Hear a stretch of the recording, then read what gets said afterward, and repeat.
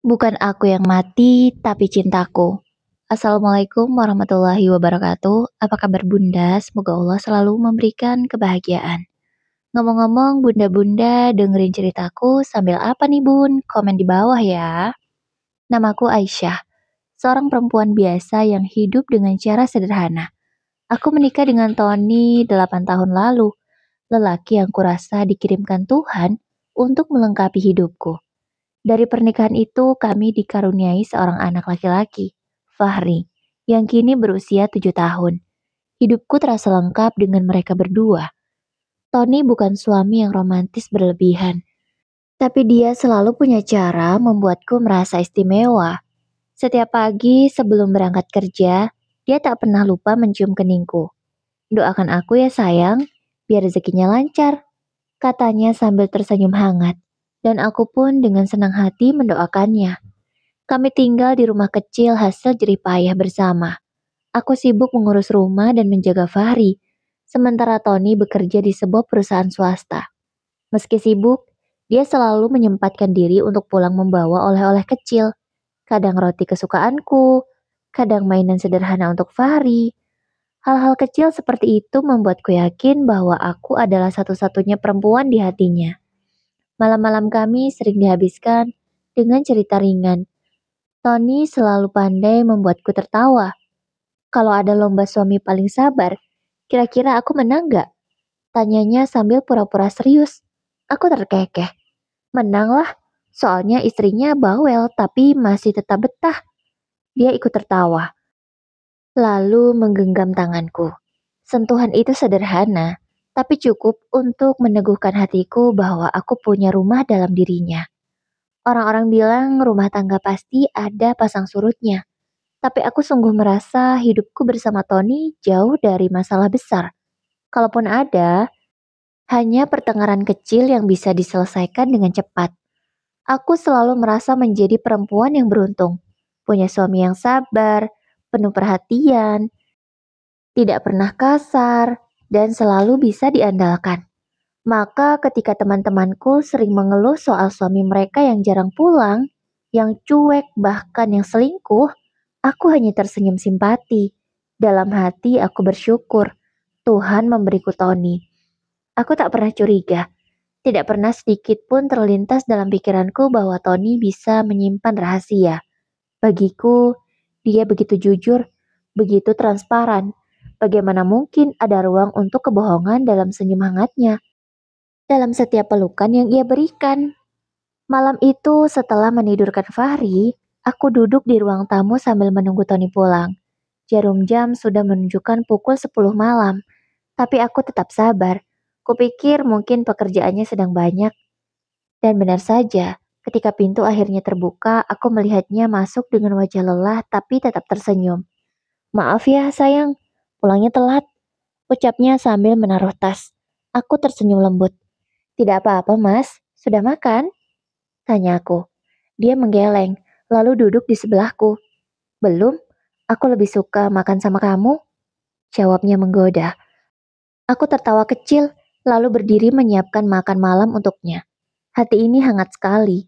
Aku benar-benar percaya tak ada alasan untuk meragukan Tony.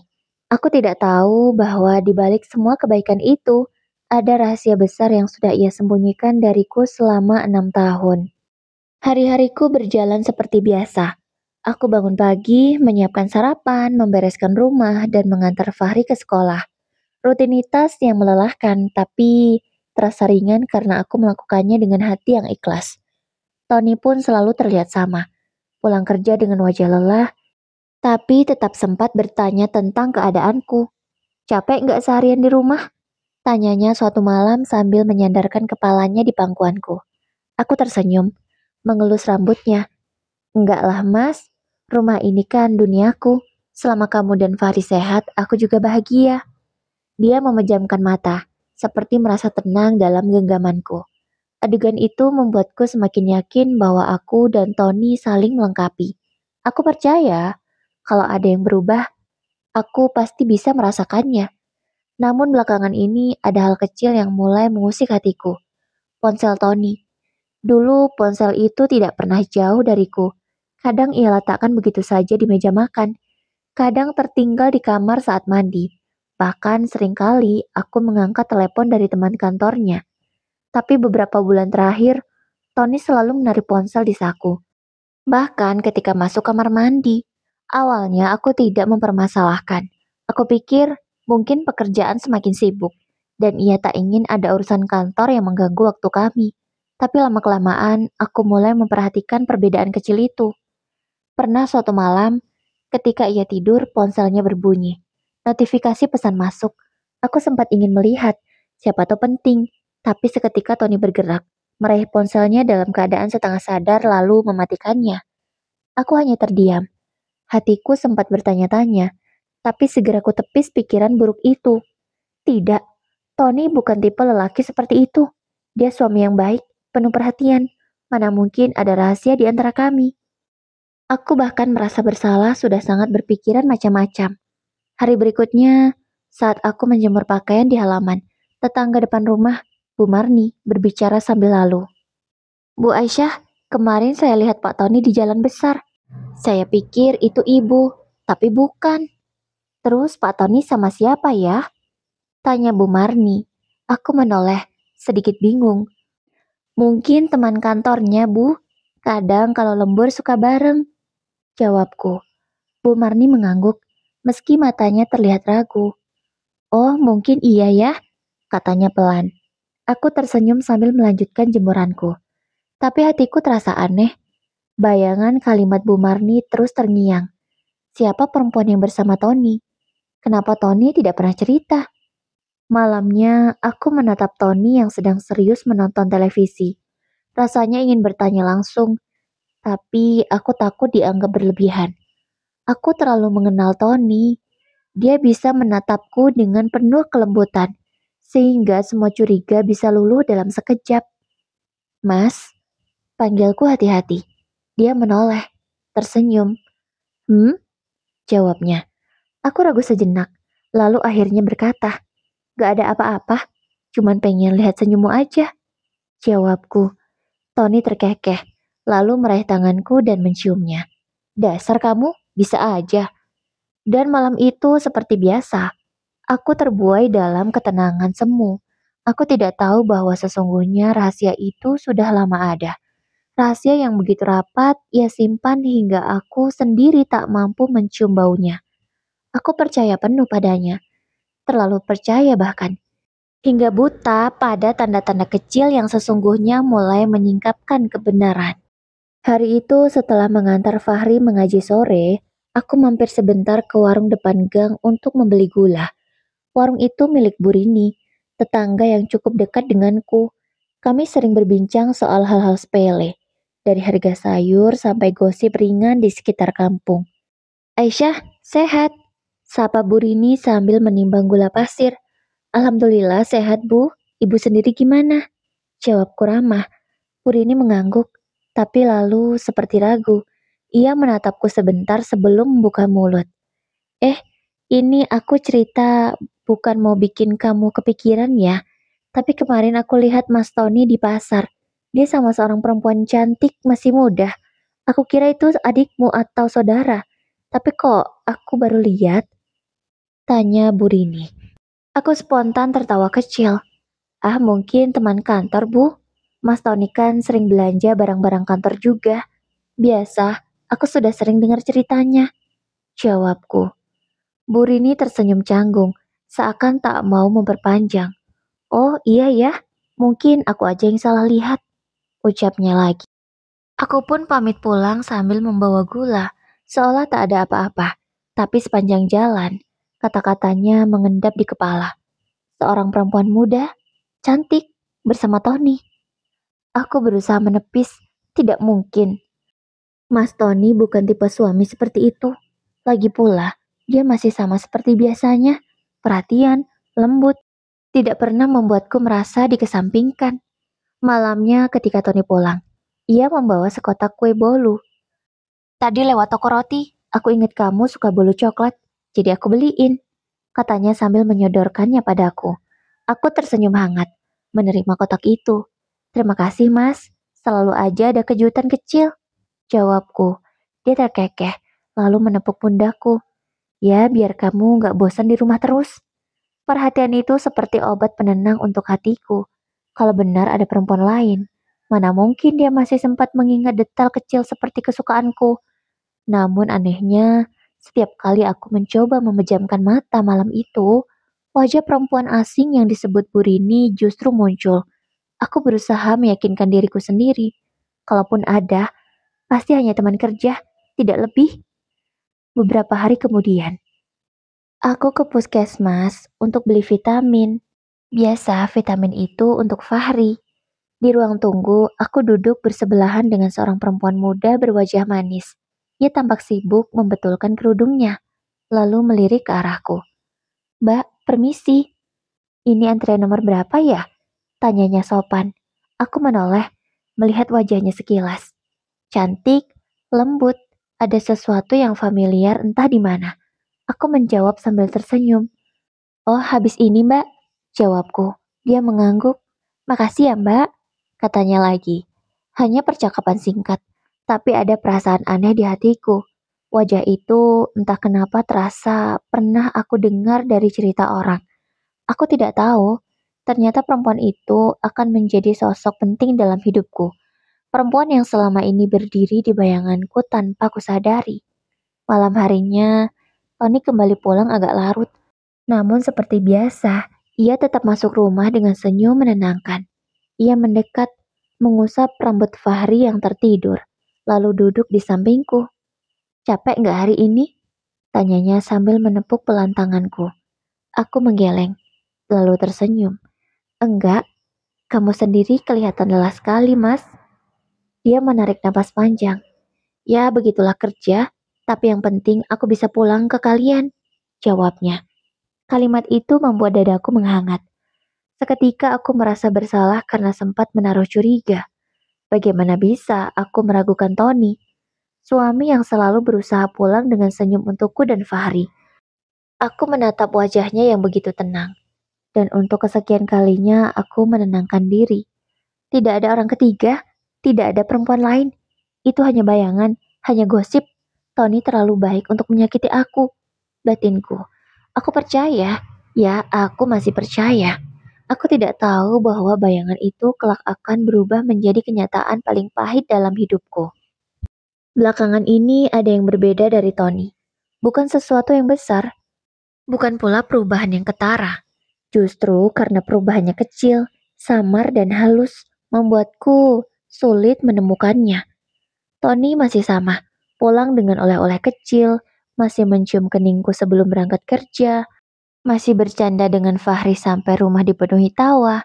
Namun ada momen-momen ketika aku menangkap sesuatu di matanya, seperti tatapan kosong yang tiba-tiba hadir di sela obrolan kami. Contohnya malam itu, aku sedang menyiapkan teh hangat, sementara Tony duduk di ruang tamu sambil menonton berita. Saat aku meletakkan cangkir di hadapannya, ia tersenyum, tapi senyum itu hanya sekilas. Kemudian ia memandang layar televisi dengan sorot mata jauh, seolah pikirannya ada di tempat lain. Mas, kok melamun? Tanyaku pelan sambil duduk di sampingnya. Dia tersentak sedikit, lalu tersenyum lagi. Enggak kok, cuma mikirin kerjaan besok. Banyak target yang harus dicapai, jawabnya. Aku mengangguk. Jawaban itu masuk akal. Aku tahu pekerjaannya memang sedang berat. Tapi entah mengapa, ada perasaan asing yang sulit kujelaskan. Kadang-kadang Tony juga lebih sering keluar rumah dengan alasan urusan kantor atau rapat mendadak. Aku selalu percaya, meski dalam hati ada bisikan kecil yang mulai mengganggu. Benarkah semua itu urusan kerja? Namun rasa percaya itu selalu menang. Bagaimana aku bisa tidak percaya? Kalau setiap kali ia pulang, Tony selalu menatapku dengan lembut, mengelus pundakku dan berkata, "Aku bersyukur banget punya istri kayak kamu, sayang." Kata-kata itu membuat bentengku runtuh. Setiap curiga yang nyaris tumbuh lenyap seketika. Suatu sore, aku sedang menjemur pakaian ketika telepon Tony berbunyi. Ia sedang mandi, jadi aku yang refleks hendak meraih ponselnya di meja ruang tamu. Tapi sebelum sempat ku gapai, Tony keluar dengan tergesa. Handuk masih melilit pinggangnya, lalu meraih ponselnya. Maaf sayang, ini penting. Katanya cepat sebelum masuk kamar lagi. Aku terdiam, merasa kikuk. Entah mengapa dadaku terasa sesak. Padahal mungkin memang benar itu urusan kantor. Tapi kenapa ekspresinya seolah panik? Aku menunduk, melanjutkan jemuran dengan pikiran berkecamuk. Beberapa hari kemudian, saat arisan ibu-ibu, aku kembali mendengar celoteh yang membuat dadaku bergetar. Seorang teman bercerita sambil setengah berbisik. Kemarin aku lihat ada laki-laki mirip Tony di rumah makan. Dia bareng seorang perempuan. Mesra banget. Sampai aku malu sendiri lihatnya. Bisiknya. Aku tertawa, menanggapi seolah itu lelucon. Ah, mungkin salah lihat.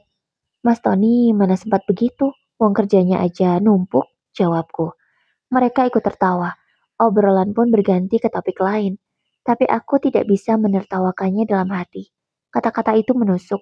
Dan untuk pertama kalinya, aku pulang dari arisan dengan kepala pusing. Malam itu aku menatap Mas Tony yang tengah sibuk memperbaiki mobil mainan Fahri. Ia begitu sabar, begitu telaten, bahkan rela bergadang demi melihat Fahri tersenyum. Aku menatapnya lama. Laki-laki yang di hadapanku ini begitu baik, begitu penuh kasih. Tapi kenapa aku mulai merasa ada dinding yang tak kasat mata memisahkan kami? Mas, panggilku lirih. Ia menoleh. Iya sayang, aku ingin sekali bertanya. Benarkah gosip itu? Benarkah ada perempuan lain dalam hidupnya? Tapi lidahku keluh. Yang keluar justru kalimat sederhana. Besok jangan lupa jemput Fahri ya. Aku mau ke pasar agak lama. Ucapku. Tony mengangguk. Iya, pasti. Kamu gak usah khawatir. Aku selalu ada buat kalian. Kalimatnya begitu meyakinkan. Membuatku kembali bungkam. Retakan di balik senyumnya semakin nyata. Tapi aku masih memilih menutup mata. Aku percaya pada kebaikannya. Terlalu percaya lebih tepatnya. Hari itu aku sedang membersihkan lemari pakaian di kamar. Musim hujan membuat udara lembab. Jadi aku terbiasa menata ulang isi lemari agar tidak berjamur. Tony sedang bekerja. Fahri masih sekolah. Jadi rumah terasa tenang. Aku membuka laci bagian bawah. Tempat Tony biasa menyimpan map-map dokumen penting. Awalnya aku hanya ingin menata ulang. Siapa tahu ada kertas yang harus dipisahkan. Tapi saat menarik salah satu map coklat, tanganku menemukan sebuah amplop putih yang agak usang. Rasa penasaranku muncul. Amplop itu tebal, seakan berisi berkas yang tak biasa. Dengan hati-hati aku membukanya. Di dalamnya ada beberapa lembar kertas yang langsung membuat jantungku berhenti berdetak sesaat.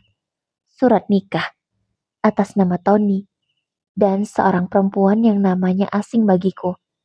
Tanganku bergetar. Mataku berulang kali membaca tanggal yang tertera. 6 tahun lalu. 6 tahun.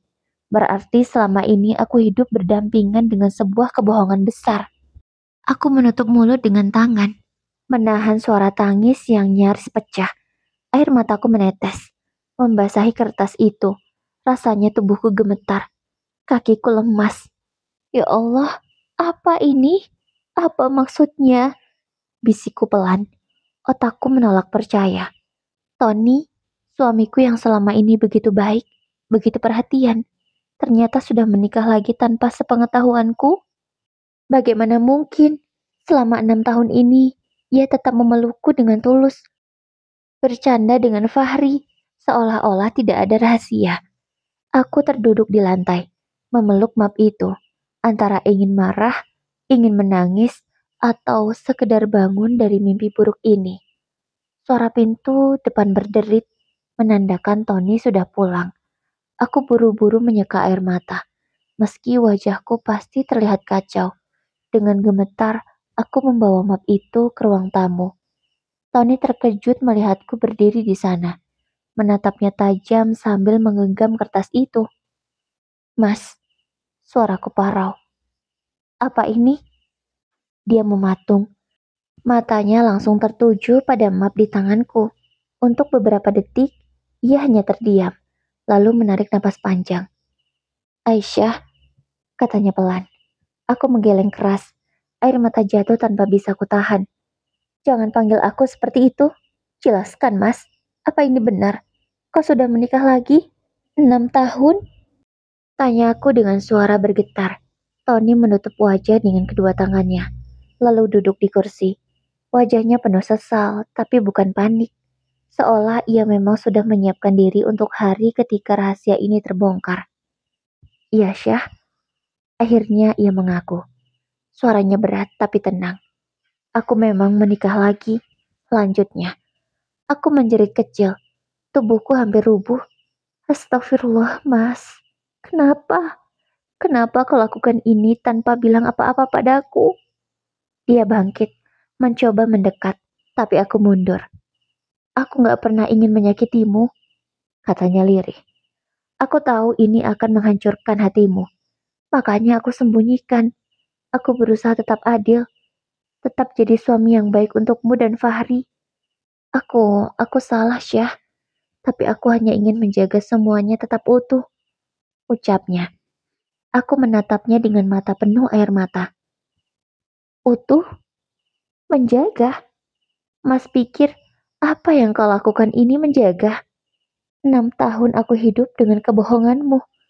Aku percaya penuh padamu, Mas. Aku pikir aku istri satu-satunya. Tapi ternyata aku cuma perempuan yang dibohongi.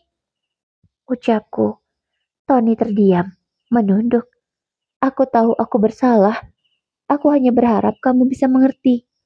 Poligami itu halal, Syah. Aku lakukan dengan niat baik. Bukan karena aku nggak sayang sama kamu. Jawabnya lagi. Hatiku hancur mendengar kata-kata itu. Ya, mungkin benar poligami halal. Tapi bagiku ini bukan soal hukum. Ini soal kepercayaan yang dirobek. Soal cinta yang dikubur hidup-hidup. Aku jatuh tertunduk. Menangis sejadi-jadinya. Dunia seakan runtuh di sekelilingku. Malam itu, aku sadar satu hal. Yang mati bukan aku, tapi cintaku pada Tony. Sejak malam itu, dunia tak lagi sama. Rumah yang dulu terasa hangat, kini seakan dingin. Seperti tembok bisu yang menahan semua jeritanku.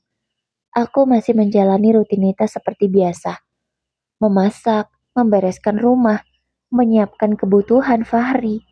Tapi semua kulakukan dengan hati yang retak. Setiap kali melihat Tony, hatiku seperti disayat. Yang membuatku makin tersiksa adalah kenyataan bahwa Tony tetap bersikap baik. Dia masih perhatian, masih mengajakku bicara dengan lembut, masih bercanda dengan Fahri seolah tak ada yang berubah. Tapi justru itu yang membuatku sakit. Karena sikap baiknya, kini terasa seperti racun manis yang menetes perlahan, membunuhku dari dalam. Malam itu, setelah makan malam, aku duduk di ruang tamu dengan wajah muram. Tony duduk di sebelahku, menatapku lama. Aisyah, suaranya lirih.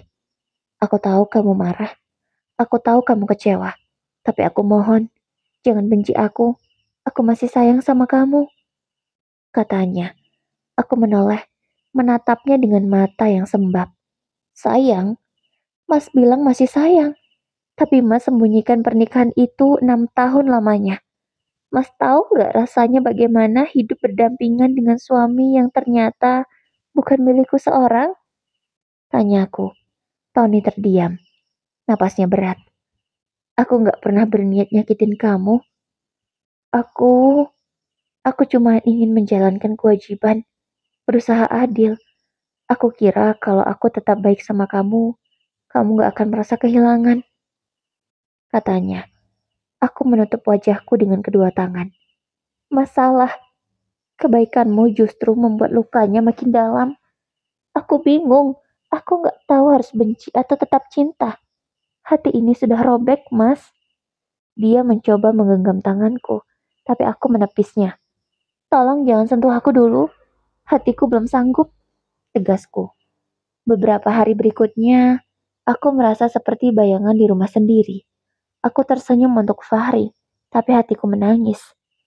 Saat aku menyiapkan sarapan, Tony masuk ke dapur. Sayang, kamu kelihatan pucat. Jangan dipendam sendiri. Aku siap mendengar kalaupun kamu mau bicara, katanya lembut.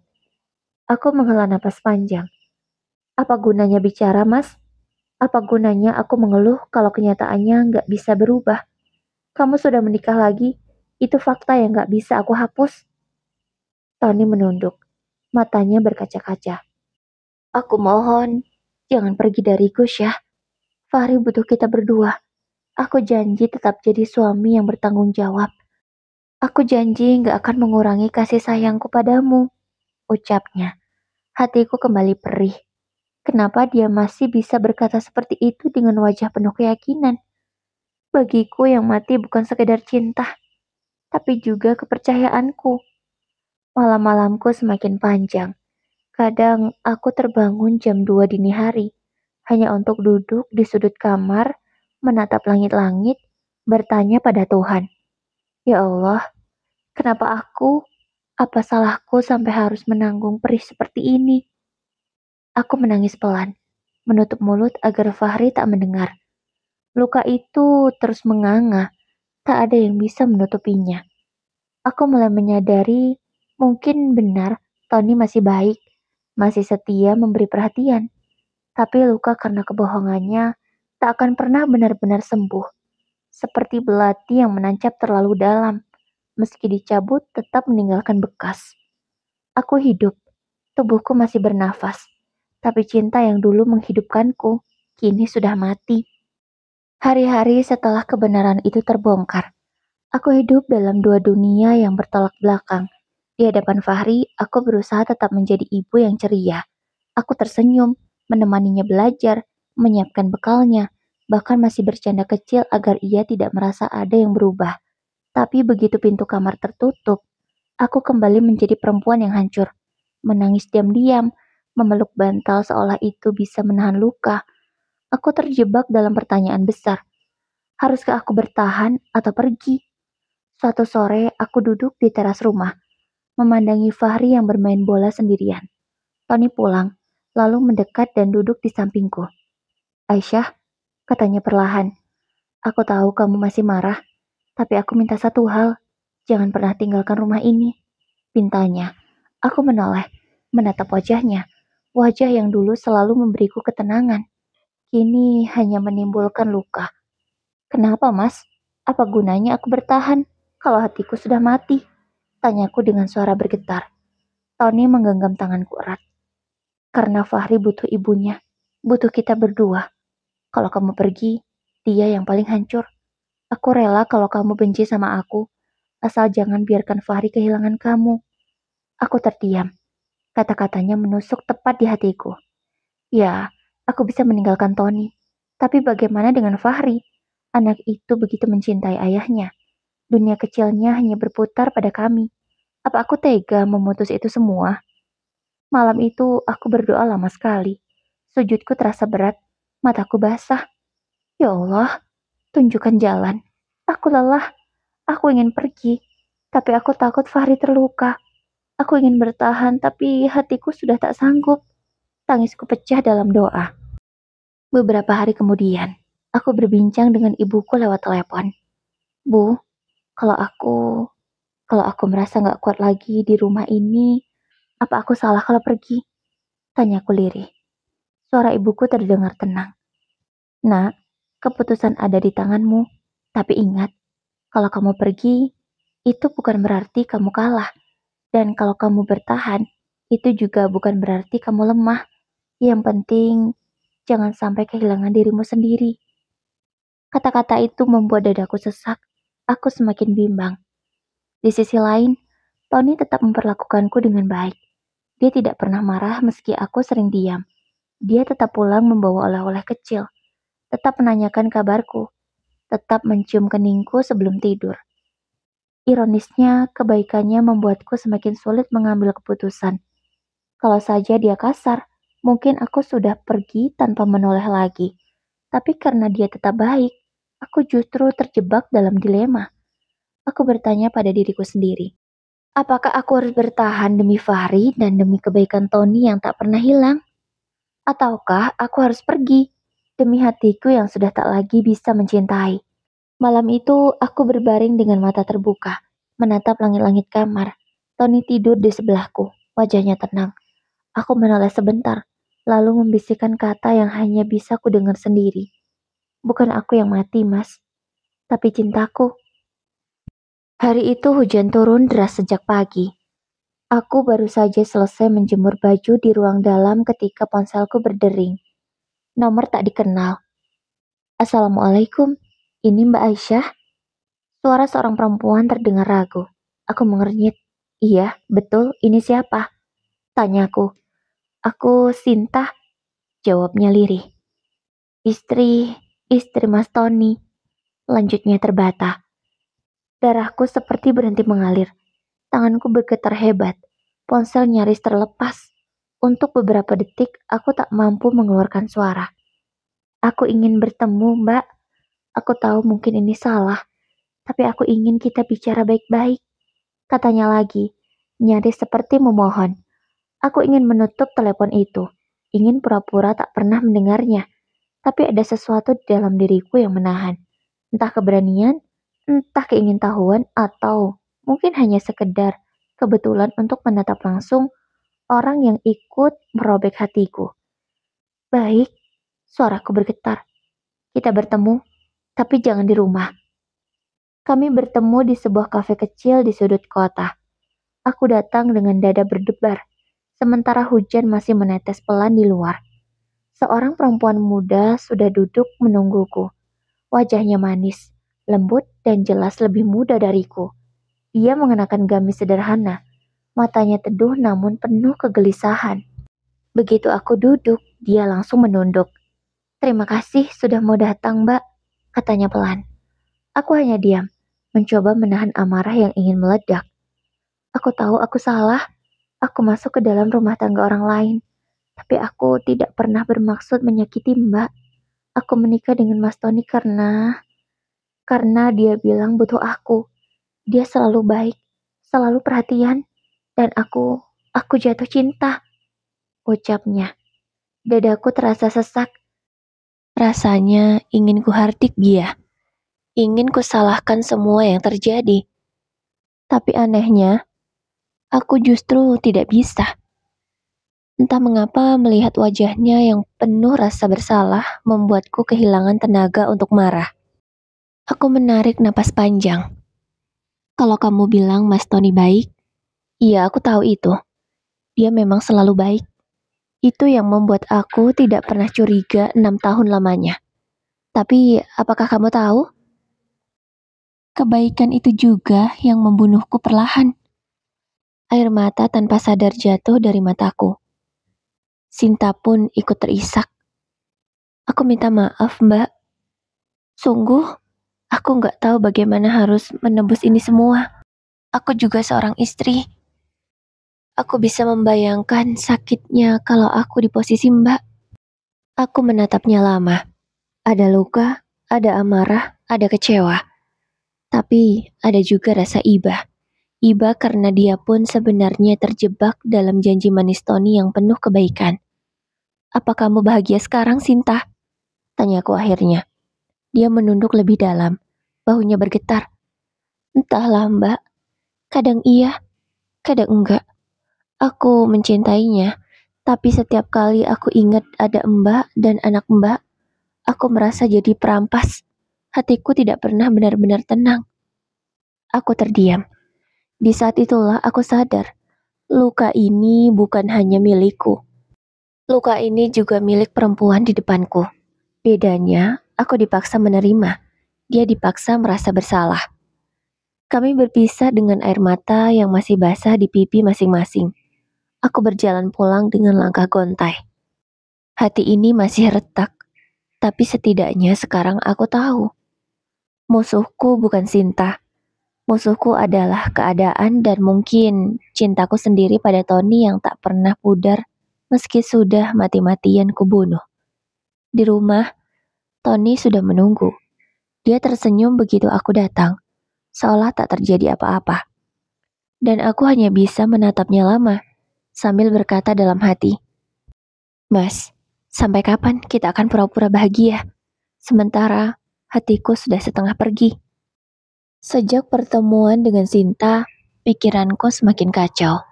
Aku tahu luka ini tak akan sembuh hanya dengan air mata. Aku harus memilih bertahan dengan hati yang separuh mati atau pergi dan menanggung luka bersama anakku. Namun setiap kali aku hendak memantapkan hati untuk pergi, Tony selalu muncul dengan kebaikannya. Dan itu membuatku goyah. Suatu malam, aku menyiapkan pakaian Fahri untuk sekolah. Tony menghampiriku dengan senyum hangat. Aisyah, kamu kelihatan capek. Biar aku yang nyetrika, kamu istirahat saja. Katanya sambil mengambil baju itu dari tanganku. Aku tercekat, ingin rasanya aku berkata, Mas, kebaikanmu itu justru menyiksaku. Kamu tetap baik padaku, tapi hatimu sudah terbagi. Namun yang keluar dari mulutku hanya, gak apa-apa mas, aku bisa. Tony menatapku lama, seolah tahu ada sesuatu yang kutahan. Tapi dia tidak bertanya, hanya melanjutkan pekerjaannya dengan tenang. Dan aku kembali menelan luka sendiri. Beberapa hari kemudian, aku memberanikan diri berbicara dengan Tony. Kami duduk di ruang tamu setelah Fahri tidur. Mas, kataku perlahan. Kalau aku ingin pergi, apa kamu akan menahanku? Tony terdiam lama, sorot matanya dalam, wajahnya serius. Aisyah, kalau kamu pergi, itu hak kamu. Aku gak akan menahan dengan paksa. Tapi aku mohon, pikirkan Fahri. Dia butuh kamu. Aku bisa saja kehilanganmu. Tapi Fahri gak boleh kehilangan ibunya. Dadaku sesak. Lagi-lagi kata-katanya membuatku gentar, mengambil keputusan. Bagaimana mungkin aku tega meninggalkan Fahri? Kalau aku bertahan, mungkin aku akan terus hidup dengan luka, Mas. Suaraku pecah. Tapi kalau aku pergi, aku takut Fahri kehilangan keluarga yang dia cintai. Tony menunduk. Aku tahu aku salah, dan aku gak bisa memperbaikinya sepenuhnya. Tapi izinkan aku terus jadi suami yang baik buat kamu.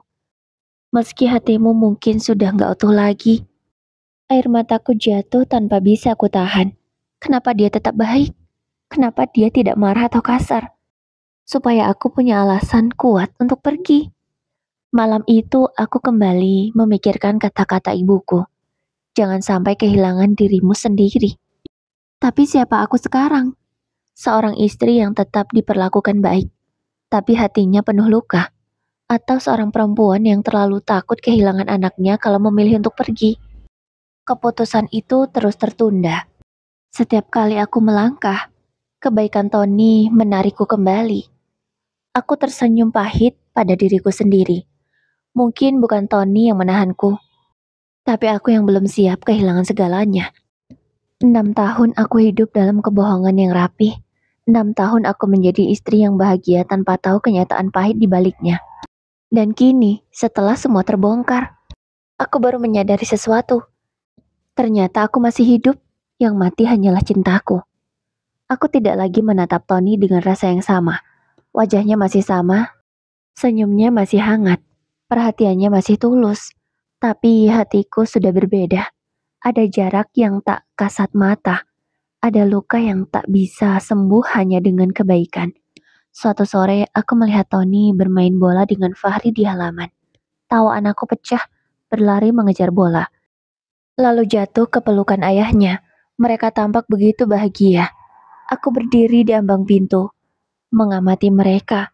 Hatiku gemetar, bukan karena cinta pada Tony, tapi karena kasih sayangku pada Fahri. Untuk anakku, aku bertahan. Untuk senyumnya, aku masih ada di sini.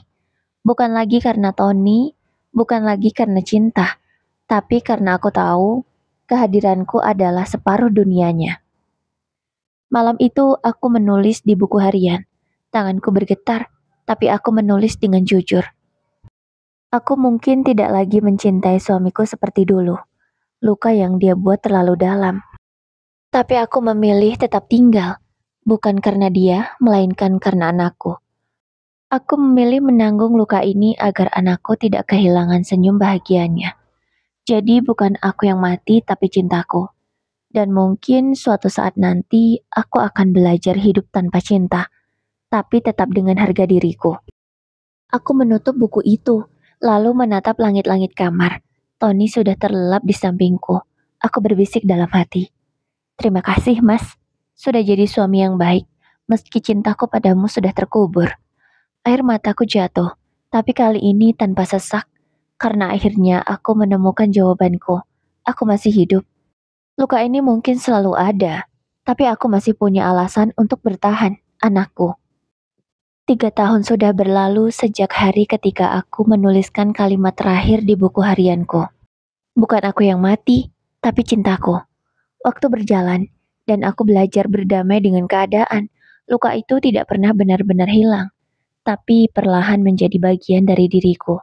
Seperti bekas luka di kulit, tidak bisa dihapus, namun tidak lagi menyakitkan setiap disentuh. Fahri kini sudah kelas 5. Tingginya hampir menyamai pundakku. Senyumnya tetap menjadi sumber tenagaku. Ibu, besok aku ada pertandingan futsal. Ibu harus nonton ya, katanya penuh semangat. Aku tersenyum, mengusap kepalanya. Tentu sayang, ibu gak akan absen. Melihat dia tumbuh dengan bahagia membuat segala pengorbananku terasa tidak sia-sia. Tony masih tetap sama. Dia masih memperlakukan aku dengan baik. Masih pulang membawa buah tangan kecil. Masih menanyakan keadaanku setiap hari. Tapi ada hal yang berbeda. Aku tidak lagi menaruh harapan. Aku menjalani rumah tangga ini dengan hati yang datar. Tanpa ekspektasi, tanpa ilusi. Aku tahu cintaku sudah mati. Tapi aku masih punya tanggung jawab sebagai istri, sebagai ibu dari anak kami. Kadang aku masih bertemu Sinta. Tanpa Tony tahu. Anehnya hubungan kami justru lebih seperti saudara jauh yang saling memahami. Dia juga hidup dengan dilema dan rasa bersalahnya sendiri. Dan dari situ aku belajar. Bukan dia musuhku, musuhku adalah cinta yang buta. Kini aku tidak lagi terjebak pada pilihan bertahan atau pergi. Aku memilih jalan ketiga. Tetap tinggal, tapi dengan hati yang merdeka. Aku tidak lagi menunggu Tony menebus kesalahannya. Tidak lagi berharap dia mencintaiku seperti dulu. Aku sudah melepaskan itu semua. Yang kupunya kini hanyalah diriku sendiri, anakku, dan kekuatan untuk terus melangkah. Malam itu aku kembali menulis di buku harianku. Aku bukan perempuan lemah. Aku bertahan bukan karena tidak punya pilihan, tapi karena aku memilih. Aku memilih demi anakku, demi diriku sendiri. Luka ini telah membunuh cintaku, tapi juga melahirkan kekuatanku, dan itu cukup bagiku. Aku menutup buku itu dengan senyum tipis. Hidup tidak selalu memberi kita akhir yang indah, tapi selalu memberi kita kekuatan untuk bertahan. Dan aku, Aisyah, masih di sini, berdiri. Bukan aku yang mati, hanya cintaku.